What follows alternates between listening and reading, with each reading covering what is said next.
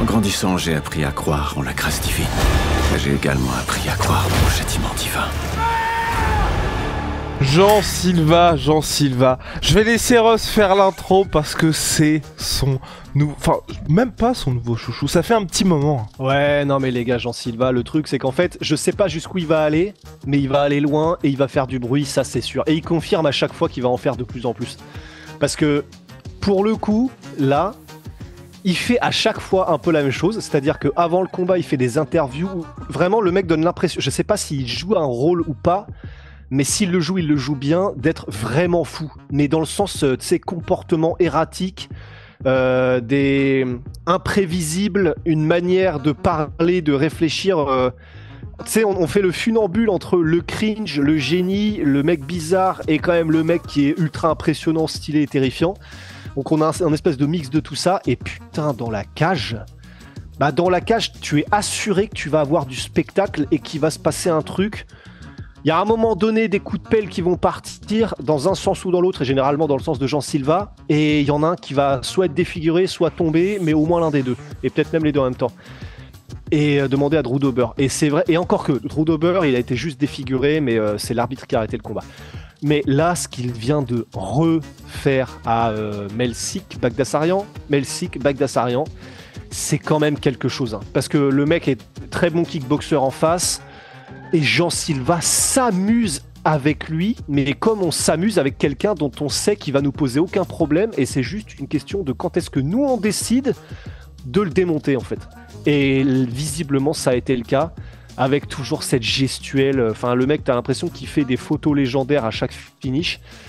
Donc on va pouvoir faire le générique, mais non, Jean Silva les gars, montez dans le train là, il est encore temps. Soit.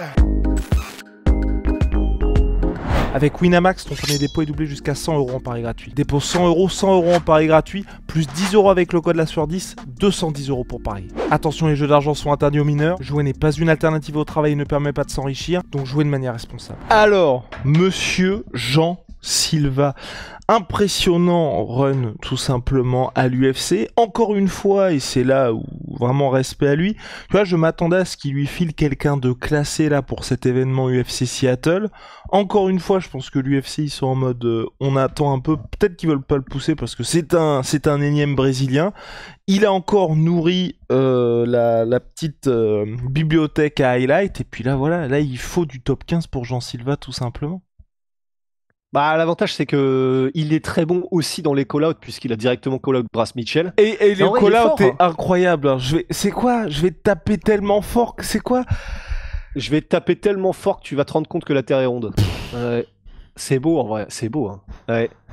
Ah non mais c'est pour ça, il y a la punchline, il y a tout. Ah, il y a tout, non. Il manque le fait qu'il parle quand même anglais. Parce que il fait des interviews où le mec est complètement fou. Oui, je crois même qu'il a fait une interview à un moment donné où il fume une clope ou un truc comme ça. Mais donc il fait des interviews où le mec est complètement fou, mais par contre il parle pas un mot d'anglais et bon, il a pas l'air de biter un mot d'anglais non plus. Et ça, bon, ça peut quand même poser problème au bout d'un moment, mais parce que les punchlines, visiblement, il les a. Enfin là, on est vraiment dans une situation un peu à la Petriane. Mais donc ouais, il fait le call-out de Bryce Mitchell. Bryce Mitchell, qui est toujours dans le top 15, je crois.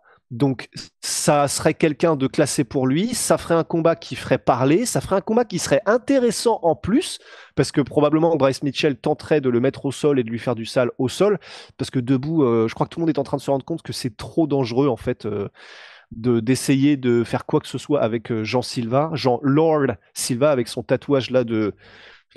Ah mais vraiment, rien que ces tatouages, tu comprends à qui t'as affaire. Le gars, il a, je crois que c'est donc un code barre de Hitman tatoué à l'arrière du crâne qui dégouline. Donc je sais pas pourquoi, quelle est la signification, mais ça fait son effet, c'est stylé, c'est n'importe quoi. Avec marqué en gros Lord sur la poitrine avec la police de God of War. Ça, je suis pas très fan de celui-là par contre.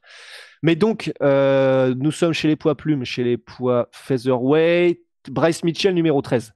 Donc ce serait une entrée dans le top 15, ce serait parfait, c'est un combat qui ferait parler de lui, alors là il n'y a pas de problème, parce qu'il n'hésite pas à envoyer les bastos Jean Silva et que Bryce Mitchell, ça m'étonnerait qu'il laisse ça passer non plus. Donc, et puis stylistiquement, c'est deux gars qui sont très spectaculaires, enfin il y a tout qui va, et si l'UFC met Bryce Mitchell versus Jean Silva en place, Là, il va falloir trouver un bon pay-per-view numéroté parce que ça commence à passer en main card. Et puis, Ok, d'accord, et puis, d'accord, c'est noté, ça commence à si, passer en main card. si tu vois ce que je veux dire. Et par contre, effectivement, il y a un truc, et j'écoutais le podcast de Jack Slack là-dessus, et je suis d'accord avec Jack Slack, il y a un truc qui est quand même très... Peut-être qu'il le fait volontairement et que c'est un espèce de psychologie inversée de mindfuck, mais tous ces combats, avant de mettre les mecs KO, il fait des bails de allez, on se tape dans la main, viens, on est les meilleurs amis, Oui. qu'est-ce qu'on s'amuse et machin. Et ça, c'est chiant. Je Mais déteste sauf ça. que, Ouais. moi aussi, mais en fait, tout le monde déteste ça parce que, quand tu es fan de sport de combat, tu veux voir donc des combats, bien sûr, de la violence, oui, bien sûr. Mais la dernière chose que tu as envie de voir, c'est des mecs qui font ami-ami en plein combat. Ça n'a aucun sens. Personne ne veut voir ça. Mais Jack Slack disait un truc qui est vraiment pas con. C'est qu'en gros, il était en mode, mais surtout, c'est une très bonne technique, en fait, ce que fait Jean Silva. Parce que à chaque fois et contre Charles Jourdain, c'était ça, hein, à chaque fois qu'il y avait un joli coup de Charles Jourdain, Jean Silva, en plus, ça arrête l'action. C'est ça qui est trop chiant. Ça arrête l'action. Et t'es en mode, ah, ça, c'était bien joué. Franchement, dis donc, c'est pas passé loin, machin. Et en fait, Jack Slack disait, mais en plus, ce qui est très chiant avec ça, c'est que ça désarme complètement l'adversaire. Parce que t'es en plein combat, tu fais des trucs, là, t'as le mec en face de toi qui te fait un grand sourire et qui arrête l'action, parce que tu vas pas lui mettre une droite pendant qu'il a le truc comme ça, où il est en train d'essayer de te faire un high five. Donc, t'es obligé, soit comme Charles Jourdain te vite fait lui faire, ouais, allez, on y va. Mais donc, t'es obligé de prendre conscience et de lui montrer que machin, t'as envie de rester dans les règles. Et en fait, donc, il était complètement désarmé par la situation. Et lui, juste après ça, il fait un 0 à 1000 pour t'enculer le plus vite possible avec une combinaison. Et pendant que probablement, il y a un petit côté, toi, t'étais encore sur allez, vas-y, on se remet dedans. Et donc, en fait, Jack Slack disait, il faut que les gens arrêtent, en fait. Il faut que les adversaires arrêtent de le calculer quand il fait ça. Il faut que quand il fait ce high five, tu fais rien. Juste, tu le laisses comme ça jusqu'à ce qu'il baisse sa main, tu vois, c'est en mode mission Cléopâtre. Mais il faut arrêter ça parce qu'effectivement, c'est une arme dans la miniature du podcast de Jack Slack. C'est quoi déjà? Il a weaponized sympathy ou un truc comme ça. En gros, il utilise comme arme le fait d'être un bon gars, entre guillemets, ou de faire le gentil. Et c'est vrai que c'est un peu ça. Mais il y a juste ça qui me frustre parce que putain, sinon, par contre, attention, c'est vrai que t'as une impression de facilité, de puissance quand Jean Silva te met la pression, et généralement c'est lui qui la met, hein, parce que même quand il va en lightweight chercher des trous d'au beurre, il fait salement mal et la graine elle est bien plantée très vite ah oui, tu veux pas en prendre trop des coups quand même de Jean Silva. Et donc en featherweight on n'en parle même pas, et donc il arrive à planter vraiment cette peur divine quand tu es en face de lui, qui fait que toi, tu as toujours une demi-seconde de retard, que lui s'amuse beaucoup plus parce que c'est lui qui gère les débats, et il est très technique, très rapide, extrêmement fluide sur ses combinaisons, surpuissant. Son enchaînement, déjà son crochet gauche, là, faire attention. Et alors quand en plus il construit ses KO, il installe crochet gauche, puis à un moment donné, il fait crochet gauche, là comme contre Bagdasarian, et ensuite il envoie le gros cross arrière. Il est vraiment terrifiant. Et il va falloir effectivement qu'il soit là, qu'on le contrôle, qu'on le mette, qu'on passe un level, qu'on passe un niveau pour le mettre contre des niveaux top 15, parce que visiblement avant le top 15 il démonte tout le monde. Mais il y a quelque chose qui se passe avec Jean Silva qui est pas normal. Team Fighting Nerds, encore un, quoi. Ouais, encore un de plus. J'attends quand même j'attends toujours avant de me prononcer parce qu'on voit tellement de gars. Oui, justement, à cette UFC Seattle, il y a eu notre petit gars sûr qui nous venait de Turquie, hein, on nourrissait beaucoup d'espoir. Ouais. C'est un peu ça, même si hein, c'était son deuxième combat UFC, rien à voir avec Jean Silva, mais on est dans des catégories où t'as un tel gap entre le reste du monde et le top 15 que tu peux vraiment prendre une grosse toise assez rapidement. Et c'est vrai que Jean Silva, t'as peut-être ce truc aussi. Maintenant je fais attention à ça, c'est quand les mecs finissent tout le monde comme ça, à se dire quelle est la limite, et là boum, ils vont lui mettre je ne sais pas quel gars, et on va redescendre sur terre, tu vois. Parce que typiquement je trouve que Bryce Mitchell, c'est comme tu l'as dit, spectacle et tout, c'est très bon call-out, parce qu'en plus Bryce Mitchell c'est un gars aujourd'hui, on sait un peu où est son niveau, et je pense que Jean Silva peut le battre, tu vois. Et c'est intelligent parce que ça fait parler, et en plus il peut le gagner. C'est pas comme si tu visais tout de suite un gars qui paraît inaccessible. Non, non, c'est sûr, c'est sûr. Bah, en fait, moi, la différence par rapport à, par exemple, tu vois, un Ibo Aslan, ou... parce que le mec était terrifiant, et le mec, il est toujours terrifiant, Ibo Aslan, mais c'est vrai que bon, il y a ce côté, c'était debout, bah là d'ailleurs, il s'est fait soumettre, c'était debout, et d'ailleurs, avant que Yann Couté-Là-bas ne le soumette, Yann Couté-Là-bas commençait quand même à prendre un peu l'eau en striking. Donc il était terrifiant, il reste légitime debout. C'est juste qu'effectivement, il y a eu ce côté, bah voilà, il est tombé contre un mec qui mixe les choses et ça s'est pas forcément très bien passé. Et c'est vrai qu'à la manière de Carlos Prates, un autre gars de la team Fighting Nerds, où on a vu, il s'en est très bien sorti, hein, mais c'était contre Neil Magny, où on a vu que, ah, ok, quand Neil Magny veut ralentir un peu le jeu et puis lui mettre la main dessus, c'est pas aussi facile pour Carlos Prates. Il s'en est quand même très bien sorti, mais c'est vrai qu'il y a ce côté des mecs qui explosent comme ça la concurrence dans un domaine en particulier et qui ensuite se retrouvent, je sais pas pourquoi, je pense aussi, tu sais, à Ilia Topuria contre, pourquoi j'oublie toujours son blaze là? Le gars qui ressemble à un prof de techno et tu sais, qui faisait que des Imanari Roll. Oui, oui. Ah, mais c'est Ryan. Hall, voilà, Ryan Voilà. Hall. Et tu vois, Ryan Hall, il fait du sale à tout le monde, et sauf que bah, quand il arrive face à un gars en la personne de Ilia Topuria avec lequel ça ne marche plus, alors là, par contre, enfin, c'est pas que ça devient ridicule, mais c'est que tu te rends compte que, ah oui, d'accord. Et c'est vrai qu'on pourrait peut-être avoir un scénario comme ça avec Jean Silva, C'est ça. parce que là, ce qu'il fait dans la catégorie featherweight au gars, faut remonter à des mecs comme Ilia Topuria pour se dire qui étaient les derniers mecs à atomiser autant les gens avec autant de facilité. Mais c'est vrai que faudra qu'on aille revoir les combats de Jean Silva. Peut-être qu'on oublie un début de carrière où c'était un énorme grappleur, un peu à la Topuria. Mais là, c'est vrai que pour l'instant, les idées qu'on a en tête et les souvenirs, c'est plutôt que c'est un mec qui veut rester debout. Bah, t'as Carlos Prates, hein, C'est ça. Ouais, et mais moi, faire son sale ici. Vas-y, pardon. Moi, j'étais plus sur. Bah, tu vois, comme quand il y a eu Giga Chikadze qui est arrivé à l'UFC. Ouais, Où ouais. on était waouh! Et bah. T'arrives dans le top 6, tu vois que forcément, quand on te fout un Arnold Allen, un Kelvin Catar, ça Calvin commence à Kattar. être compliqué. Et c'est un peu cette vibe-là que. Enfin, dans le sens, je suis dans le train, mais j'attends, tu vois, qu'il passe la vraie grosse Ouais. étape avant de dire bon bah ça y est. Parce que c'est vrai que les gars, on n'est pas sur des catégories type heavyweight où ça peut aller. Enfin, jusqu'au titre, vous Ouais. n'avez pas des gars qui ont tout ce package-là. Là, vraiment, les top 6 des catégories, top 5, top 6, c'est quand même assez hardcore. Mais en tout cas, voilà, Team Fighting Nerds qui continue de confirmer. Carlos Prates, on en a parlé, qui va affronter Geoff Neal lors de l'UFC 313 là aussi. Dans Non, ce temps, pour eux, franchement, tous les voyants sautent au vert.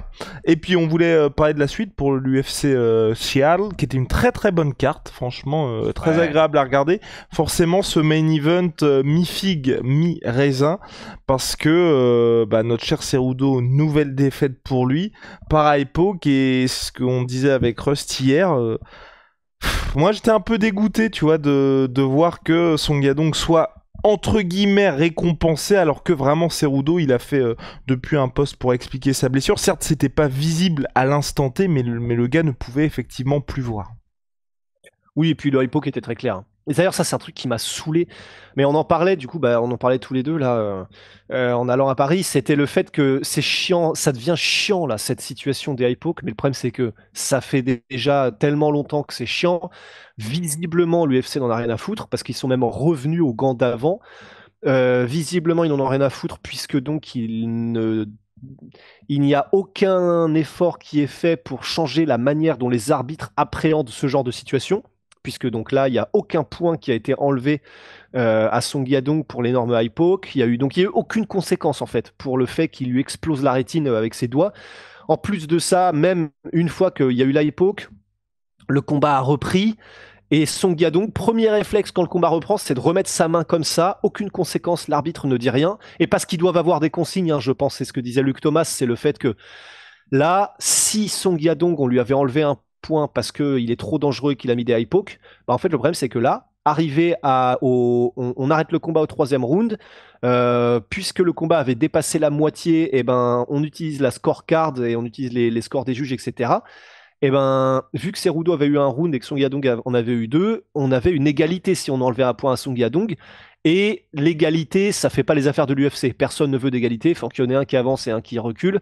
Et donc que l'UFC serait en mode, apparemment, ce serait la rumeur, mais que l'UFC serait en mode pour les arbitres, bah, n'enlevez pas de points parce qu'en fait, sinon, après, ça casse les couilles à tout le monde sur les scores des juges, quoi. Ouais, mais à raison de le refaire, tu vois. Parce que c'est vraiment un truc, pour moi, Normalement, même si oui, c'était plus de la moitié du combat, mais tu vois, ça se termine en no contest, sans Ouais, décision sans dans le doute. meilleur des cas, parce que gagner comme ça, c'est horrible. Encore plus quand le mec, c'est Henri Cerudo. Enfin, je trouve Ouais. tout est extrêmement triste, parce que pour son Guillaume, c'est relou. Pour Cerudo, là, vraiment, le bilan commence à être dégueulasse, et encore plus quand tu perds comme ça. C'est... Ouais. Non, c'est compliqué. Ah, mais je suis d'accord. Hein. Je suis d'accord. Bah, en fait, après, le problème, c'est que. Est-ce que quelqu'un veut du. En fait, ce serait la bonne chose à faire sportivement, mais est-ce que quelqu'un veut d'un rematch Song Yadong Henri Cerudo? Je sais pas, tu vois. T'en veux si tu le mets, c'est ça, tu le mets en ouverture de main... Enfin, tu mets pas ça en main event, tout simplement. Ouais. D'autant plus que c'est un combat plaisant. Hein. Ils envoyaient bien. Cerudo allait vraiment envoyer vraiment pour faire mal aussi et tout. Donc oui, c'est sûr, tu peux faire un rematch. Effectivement, juste t'en fais pas un main event de Fight Night, mais tu peux. Mais juste. Moi, ce qui me rend fou, et j'aimerais tellement avoir une réponse de l'UFC sur ça, c'est pourquoi ils ne changent pas les gants. Ils ont voulu changer les gants il y a quelques mois, et d'une manière qui n'a aucun putain de sens. Ils ont changé les gants, et ils ne se sont même pas attelés au seul problème qui vraiment turlupine les gens, c'est-à-dire les eye poke, et il suffit juste de faire comme les gants du Pride, c'est-à-dire des gants qui te forcent à être comme ça au niveau des doigts, c'est-à-dire que si tu dois faire ce mouvement-là, tu es obligé de forcer sur tes doigts, et il n'y avait pas trop d'incidence sur les grappleurs au Pride, hein, donc ça se faisait bien. Et il n'y a pas que les gants du Pride qui le faisaient, il y a d'autres fabricants de gants qui en font des très bien comme ça, mais bon, ça voudrait dire qu'il faut que l'UFC refasse un partenariat et machin. C'est la raison pour laquelle ça ne s'était jamais fait aussi avec les gants Onyx là de Trevor Whitman qui étaient des super gants et machin. Donc, mais enfin, c'est l'UFC, c'est eux qui, c'est vraiment l'UFC qui sait, qui, comment est-ce qu'on dit, putain, vas-y en français, je vais faire mon, mais tu sais qui set the trend, qui, c'est eux qui lancent les, Oui, qui lance qui les... modifient, tu vois, qui modifient la direction du sport. C'est eux les leaders, c'est eux qui, c'est eux Qui le lance les sport tendances, voilà. qui lancent les tendances. Merci les mix et les Oui, tendances. mais tu penses pas que c'est un moyen pour l'UFC un peu d'égaliser le truc pour les strikers, tu vois? Et ils ne peuvent pas le dire, mais de se dire le moyen des high pokes, c'est justement tu stoppes les avancées des lutteurs. Et évidemment, tu peux jamais le dire, mais on sait que l'UFC, c'est pour ça que bah y a pas énormément de Russes et que l'UFC est aussi la ligue numéro 1 parce que le spectacle. Et que là, ça fait partie d'un des trucs non avouables de la part de l'UFC, mais il y a ce petit truc des high pokes où, bah au moins les gars, on vous rajoute ça en votre un peu défense de takedown quand les mecs arrivent, bah vous pouvez leur mettre les doigts dans les yeux. Bah parce que par contre, effectivement, ça c'est quelque chose il faut le voir, et une fois que tu l'as vu, tu ne peux plus le dévoir. C'est que là, bien sûr, il y aura des exceptions, mais pensez à des high pokes sur les dernières années. C'était tout le temps le striker contre le lutteur, effectivement. Vous pensez à Travis Brown contre Fabricio Verdum, vous pensez à, enfin pour les plus spectaculaires, Belal Mohamed contre Leon Edwards, vous pensez, donc là, Song Yadong contre Henri Cerudo. Enfin, en gros, c'est toujours le mec qui veut garder de la distance comme ça et avoir le frame qui met les high pokes. Cela dit, il y aurait le contre-exemple John Jones, mais lui, il a dit qu'il le faisait même volontairement, donc lui, c'est encore autre chose. Et lui, c'est parce que il veut garder la distance aussi. Et donc, effectivement, c'est là, bon, oui, on sort le chapeau en aluminium et ça peut être une théorie du complot, mais disons que ça aurait ce serait pas déconnant effectivement, puisque ça avantage les strikers, que l'UFC en soum soit en mode bon, en vrai, laissez-les passer et soyez plutôt cool, messieurs les arbitres, puisque Pour moi, c'est même pas la théorie vérité, du c'est que moi-même j'y complot. crois pas. Mais Pour moi, c'est même pas théorie du complot, c'est un truc comme ça, aussi évident, de le laisser passer depuis autant de temps. Tu vois, faut bien qu'ils soient sur un truc où ils se disent, enfin, pas comment on fait, mais enfin même quand on regarde stylistiquement, à chaque fois on en parle, tu vois, le striker, au bout d'un moment, si tu restes tout le temps en striking, on ne sait pas quand, mais tu vas finir par te faire attraper, tu vas finir par prendre ton KO. Si tu vas tout le temps en lutte, c'est quand même, enfin, t'as cette aversion au risque qui fait que ton style, t'as une propension moindre à part si tombes sur un mec comme Masvidal, mais ça devrait bien se passer pour toi aussi. Donc, pour l'UFC, pour le business, pour tout, pour moi, ça a du sens. Hein. Ah oui, ça a du sens. Ça a du sens. C'est juste que c'est frustrant parce que en vrai, que ton main event se termine comme ça, et puis qu'il y ait autant de combats pour un truc qui est évitable, qui se termine en autre boudin comme ça. Parce qu'en fait, le problème, c'est qu'on va arriver à un moment donné. Là, on a eu de la chance, hein, jusqu'à maintenant qu'il n'y en ait pas un qui perde son œil, mais c'est pas déconnant. Hein. Donc, bah. Peut-être que quand il y en aura un qui perdra son œil, peut-être que l'UFC changera son fusil d'épaule. Ouais, c'est exactement. Je sais plus qui avait dit ça, mais ouais, je pense qu'à mon avis, il va falloir attendre qu'il se passe ça pour que l'UFC décide de changer, mais en attendant, on est dans cette situation, et c'est vrai que le fait que l'UFC revienne aux anciens grands, et déjà, tu vois, quand ils avaient annoncé les nouveaux, tu vois, on était tous, bon, tout ça pour ça, enfin, vraiment, Ouais. la véritable innovation, honnêtement, c'était juste le fait qu'il y ait la couleur dorée pour les combats pour le titre, sinon le reste, c'était quand même très très léger, quand on sait qu'il y a ceux, comme t'avais dit, mais ça aurait obligé l'UFC à faire un partenariat, enfin, on n'avait pas vraiment d'avant-après, et là, on va voir ce qui va se passer, mais même les nouveaux ils étaient apparemment plus durs aussi que les anciens de la... Enfin bref. Ouais. Mais encore une fois... Bah Fiasco, oui, loupé Fiasco, hein, ils sont revenus de toute façon aux anciens. Donc, Oui, mais le fait qu'il soit plus dur, c'est encore une fois pour le spectacle aussi, tu vois, pour se dire, Ouais, bon, on va peut-être avoir plus de chaos. Enfin, c'est vrai. donc- C'est ce qu'ils voulaient faire à la base, c'est vrai. donc t'as quand même aussi ce truc-là de la part du UFC, en tout cas à suivre, mais c'est vrai que pour l'UFC Seattle, c'était quand même assez triste. Et puis, bon... Et puis on a quand même cette belle victoire aussi d'Anthony Hernandez qui vraiment confirme hein, face à Brendan Allen. C'est la nouvelle menace. Voilà, fan de Merab, vous avez un gars chez les middleweight. Ouais, nouvelle vraie menace chez les moins de 84 kilos Anthony Hernandez qui impressionne parce que sur le papier, tu vois, Brendan Allen, c'était un peu un bourbier pour lui et vraiment, il m'a impressionné. Ouais, bah en fait, c'est vraiment cool de le regarder combattre Anthony Hernandez parce que c'est vraiment un chien de la casse, quoi. C'est vraiment un gars, il va être dans le dur, mais c'est juste que quand tu le mets dans le dur, c'est là que le combat commence. C'est un mec qui lâchera jamais rien. Il a un style qui est relou de fou, en gros. Et peu importe si tu le punis pendant les premières minutes d'un combat, il va revenir à chaque fois, il va te mettre la main dessus, il va te grinder, il va vouloir te soumettre, et s'il te soumet pas, et tu vas passer un sale quart d'heure. Enfin, c'est vraiment un bourbier, Anthony Hernandez, dans la catégorie. Et du coup, bah, comme c'est quelqu'un qui va au charbon quasiment tout le temps dans tous ses combats parce que c'est son style, c'est quand même agréable. Je trouve que c'est plus agréable qu'un style à la Merab, parce qu'il veut quand même essayer de te finir malgré tout. Il a un joli taux de finish. Donc, ben ouais, il fait pas beaucoup de bruit, effectivement, parce que c'est moins spectaculaire qu'un mec qui met des KO comme Nassour ou quoi. Mais, bah, il arrive. Il est sur, vas-y, c'est combien? 7 victoires d'affilée. 7 victoires d'affilée, dont 5 par finition. Donc, non, franchement, c'est très propre. Et Anthony Hernandez, voilà, il arrive comme ça à petits pas, mais il arrive. Petit pas caché, mais attention, ça devient très sérieux. Bref les gars, on se retrouve très vite. My Sweet Pea, My Protein, moins 30% sur tout My Sweet Pea, avec le code LASFEUR, et puis Holy Moly, révolution dans les boissons énergisantes, thé glacé, poisson de réhydratation, et les milkshakes. Ah, c'est tombé sur mon clavier d'ordi, arrête la première. Putain.